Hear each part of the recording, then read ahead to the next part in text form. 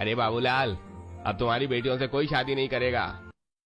हम करेंगे, हमें ये दोनों पसंद है अंकल, आप चिंता मत कीजिए, आपकी बेटियों को अच्छा फ्यूचर ही मिलेगा हमारे साथ। तभी मुकेश दोनों का गिरेबान पकड़ लेता है। अरे तुम दोनों की वजह से एक तो दोनों बच्चों का रिश्ता टूट गया, और तुम्हारी हिम्मत इतनी कि तुम खुलेआम गांव में ये बोल रहे हो कि हमारी बच्चों को पसंद करते हो, उनसे शादी करोगी। या हाँ, ये सब नहीं चलता। अरे हल्कू चाचा, ज्यादा हवा में उड़िए मत, उनके पिता ही तो बोल रहे हैं कि अब उनसे शादी कौन करेगा।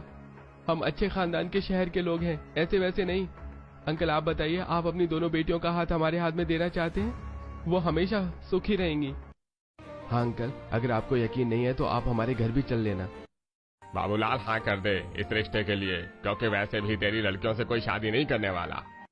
हाँ ठीक है, मुझे मंजूर है। अपनी बेटियों के लिए ये रिश्ता, तुम दोनों को गांव के मंदिर में ही मेरी बेटियों से शादी करनी होगी। हाँ ठीक है, हम तैयार हैं। फिर गांव के सभी लोग उन दोनों लड़कों की शादी संध्या और प्राची से कर देते हैं। शादी होने के बाद गांव वाले उन्हें विदा दे देते हैं। तब यश अपने पिता हरीश को फोन करता है। अरे यश, राज, तुम दोनों घर कब आ रहे हो? तब से तुम्हारी माँ तुम्हारी राह देख रही है।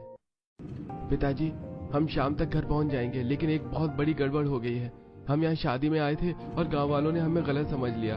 मजबूरी में हमें यहाँ की लड़कियों से शादी करनी पड़ी, लेकिन लड़कियां बहुत अच्छे स्वभाव की हैं, संस्कारी हैं, हमें पसंद भी हैं। लेकिन माँ नहीं मानेंगी क्योंकि वो दोनों गांव की हैं।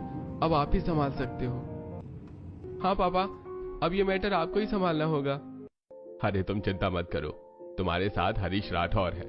तुम घर आओ, मैं अपनी बहुओं की राह देख रहा हूँ। फोन कट जाता है। दोनों लड़कियों की आंखों में आंसू होते हैं। वो कार के अंदर बैठे होते हैं। उसी वक्त हमें जो फैसला सही लगा हमने कह दिया। तुम दोनों राजी हो ना हमसे शादी करने में? चिंता मत करो, तुम्हें किसी चीज की कमी नहीं होने देंगे। हमें भी आप पसंद है, लेकिन जिस तरीके से सब कुछ हुआ उसमें पिताजी की इज्जत पर बात बनाई है, इसके लिए बहुत बुरा लग रहा है। हाँ, क्योंकि गांव में इस चीज के लिए बहुत टॉर्चर किया जाता है। अरे चिंता मत करो, कुछ दिनों बाद तुम अपने घर मिलने आ जाना। दोनों भाई दोनों बहनों को सहानुभूति देते हैं। शाम तक दोनों भाई घर पहुंच जाते हैं। जैसे ही दरवाजे पर अनीता अपने दोनों बेटों को वरमाला और उनकी पत्नी के साथ देखती है तो उसका गुस्सा सातवें आसमान पर पहुंच जाता है। ये सब क्या है यश और राज? तुम दोनों गांव में शादी के लिए गए थे या शादी करने गए थे? पर तुम मुस्कुरा कर क्या खड़े हो?